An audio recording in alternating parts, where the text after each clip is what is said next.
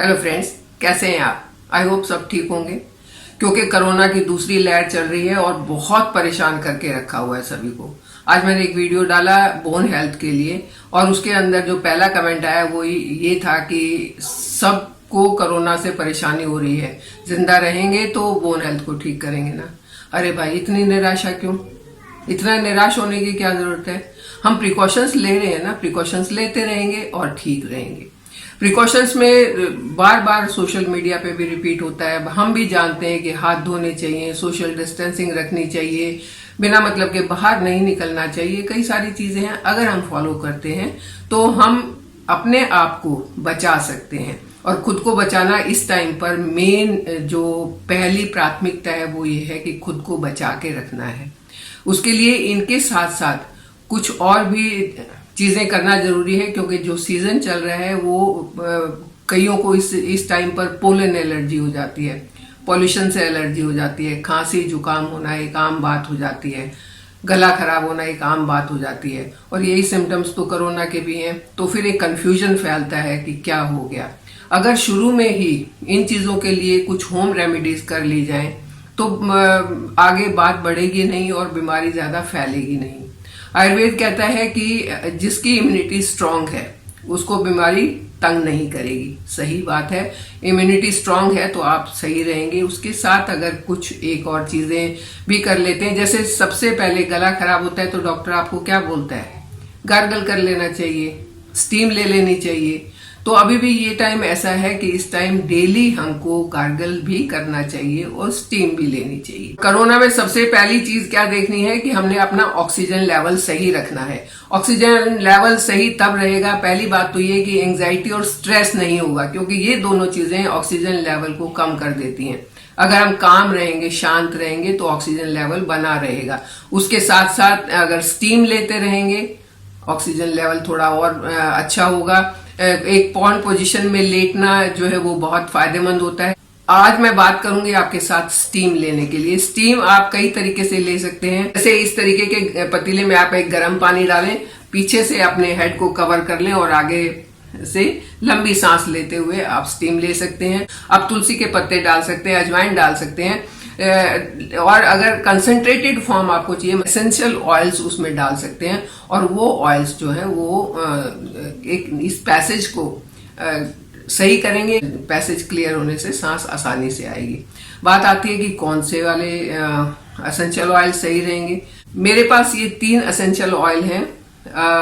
एक बार मंगवा लिए थे स्किन केयर के लिए, तो ये रखे हुए हैं, मैं यही यूज करती हूँ। ये सोलफ्लावर कंपनी के हैं और इनमें है यूकलिप्टस ऑयल, बहुत अच्छा होता है। अगर इसके विक्स वगैरह में भी ये मिलाया जाता है, जिससे जो स्मेल है वो जब नाक में जाए तो पैसेज जल्दी से क्लियर हो जाए। एक है रोजमेरी ऑयल और इसके साथ में एक है मेरे पास पेपरमेंट ऑयल।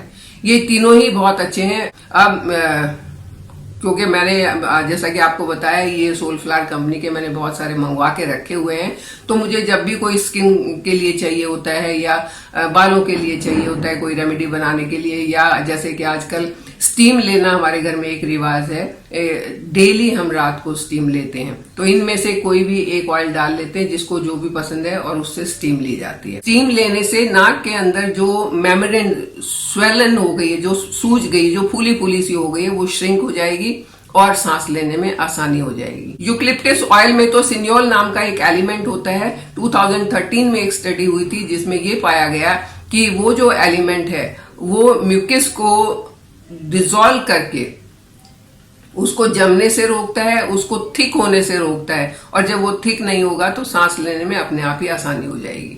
और इसकी जो माइक्रोबायल प्रॉपर्टीज होती हैं वो वायरस और बैक्टीरिया उन दोनों को खत्म कर सकती हैं अगर सही तरीके से इनहेल किया जाए तो। साथ में इसकी एंटी इन्फ्लेमेटरी प्रॉपर्टीज होती हैं। और रोजमेरी ऑयल जो है वो नर्व्स की टेंशन को कम करता है, नर्व्स को सूट डाउन करता है, उसमें जो स्ट्रेस है, जो टेंशन है, उसको कम करके उनको सूट करता है। तो ये तीनों ही ऑयल हम इसलिए यूज करते हैं, इससे हमें बहुत फायदा होता है। भाप लेना क्यों जरूरी है?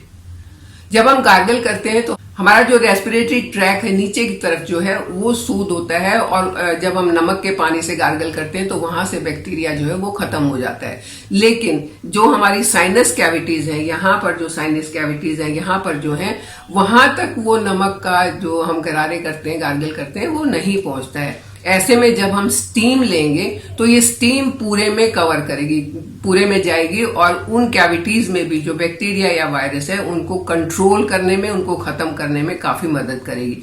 तो मैं बताती हूँ कि सही स्टीम लेने का तरीका क्या है। तो इस तरीके का स्टीमर भी आता है, आप उससे भी स्टीम ले सकते हैं। आप देख रहे हैं इसमें भाप निकल रही है। इसमें आपको ये इनमें से ऑयल डालना है, क्योंकि जब आप स्टीमर से स्टीम लेते हैं तो ये पानी गर्म नहीं होता है। यहां से अगर आप इसमें ऑयल डालेंगे तो इतना फायदा नहीं होगा। उसके लिए आपको करना होगा कि आप एक कॉटन लें और उसमें कुछ ड्रॉप्स ऑयल की, आपने 10 से 12 ड्रॉप्स डालनी है, और इस कॉटन को यहां पर रख दें। अब जब ये स्टीम आएगी तो इस कॉटन से इस जो ये पेपरमेंट ऑयल हमने डाला है इसकी खुशबू भी आपके नाक में आएगी और वो फायदा करेगी। आपने भाप लेनी कैसे है, यहाँ आपने फेस किया अपना, लंबी सांस लेनी है, धीरे धीरे, तेजी से नहीं लेनी, खांसी आ जाएगी।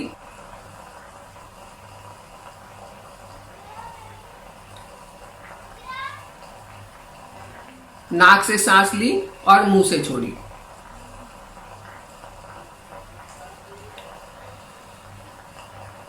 फिर आपने क्या करना है, बीच में सांस आप मुंह से ले रहे हो और नाक से छोड़ रहे हो।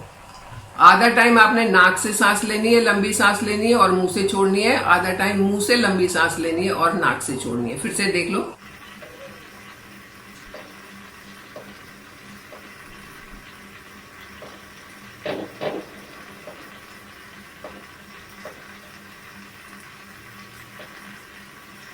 ये तो हुआ स्टीमर, अगर आप स्टीमर से भाप ले रहे हैं। अगर नहीं है कोई बात नहीं, आप इस तरीके से एक भिगोने में या जग में पानी ले लें, उसको गर्म कर लें। उसमें भी आपने इसी तरीके से कुछ ड्रॉप्स ऑयल की डालनी। तीनों में से जो ऑयल आपको पसंद हो, या तीनों भी मिला के डाल सकते हैं कि 2-2 बूंद तीनों ऑयल की डाल दें, और वही आपका तरीका सांस लेने का रहेगा।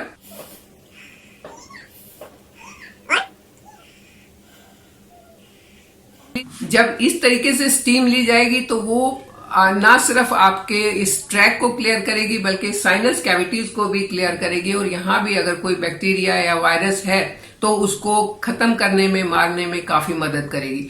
दूसरी बात ये कि जब आप इस तरीके से सांस लेते हैं, लंबी सांस लेते हैं, फेफड़ा भर के सांस लेते हैं और धीरे धीरे करके उसको छोड़ते हैं, तो उससे भी आपकी ऑक्सीजन लेवल जो है वो बढ़ता है। और इस टाइम पर ऑक्सीजन लेवल को मेंटेन करके रखना ये सबसे बड़ी प्राथमिकता है, सबसे बड़ी प्रायोरिटी यही है कि ऑक्सीजन लेवल सही रहे। अगर ऑक्सीजन लेवल सही है तो कोरोना हमारा कुछ नहीं बिगाड़ सकता। तो ये कुछ एक तरीके हैं जिनसे हम ऑक्सीजन लेवल को भी सही कर सकते हैं, अपने आप को भी सही रख सकते हैं, और इस कठिन समय में बहुत आसानी से हम इससे पार भी जा सकते हैं। जिसका भी मैसेज आया था कि कोरोना से बचेंगे तो आगे कुछ करेंगे ना, I hope you are perfectly well, और इस तरीके को अपनाइए ताकि कभी भी किसी भी टाइम आपको कोई खांसी जुकाम, कोई एलर्जी परेशान नहीं कर सके, कोई बीमारी परेशान नहीं कर सके। क्योंकि स्टीम लेना ये आज की नई खोज नहीं है, बहुत पहले से डॉक्टर भी बताते हैं, वैद्य भी बताते हैं, और हमारी नानी दादी भी बताती थी। जरा सा गला खराब हुआ नहीं कि कह देती थी भाप ले लो। तो भाप लेना तो बहुत ही अच्छा है। अब इस टाइम में इस तरीके से भाप लेना ज्यादा फायदा करेगा। और हाँ, भाप आपने 10 से 15 मिनट से ज्यादा लगातार नहीं लेनी है।